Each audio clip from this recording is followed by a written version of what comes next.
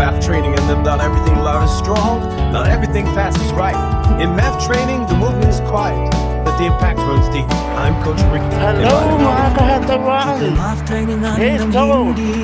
Pang-pito! Pito! Pang-pitong takbo na natin ito sa low heart rate. Okay. So, galing tayo ng simbang gabi. Pangalawang araw yung nating simbang gabi. So, yung first time, ang lakas ng ulan. Tapos, kaya hindi tayo nakatakbo. No? Hindi tayo nakatakbo. So, ang ginawa ko na lang recovery yun. Tapos takbo tayo ngayon. Okay, wala na tayong araw na palagpasin. Basta may oras, tatakbo tayo ng low heart rate. Okay. Kaysa sa iba habang tumatakbo tayo sa bawat hakbang. Kita nyo? Ayan yung daan. Muna yan ang batas ng katawan. Okay. Hindi minamadali. Bakit tayo dumaan dito? Kasi umulan kahapon at saka kagabi. No? Yung area doon, tatakbuhan natin. Hindi maganda takbuhan ngayon. Basang-basa. So, dito tayo. Okay. So, kung makita nyo, yan yung Alpati. Yan. So, hirapan akong mag-reading. So, kailangan tayong i-slow down. Kailangan natin i-slow down yung takbo natin.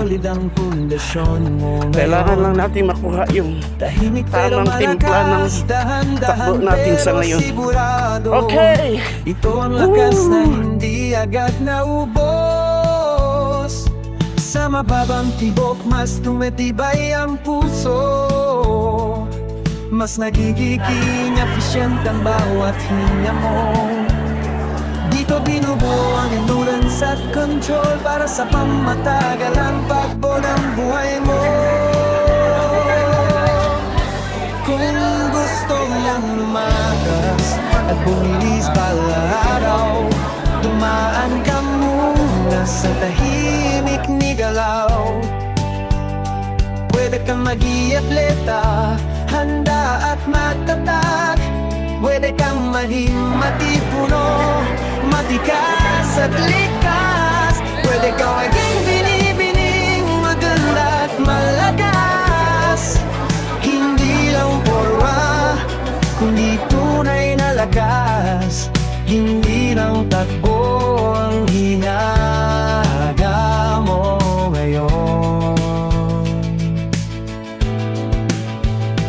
Nagsisimula ka ng baguhin ang direksyon ng buhay mo. Healthy lifestyle, malinaw na isipan.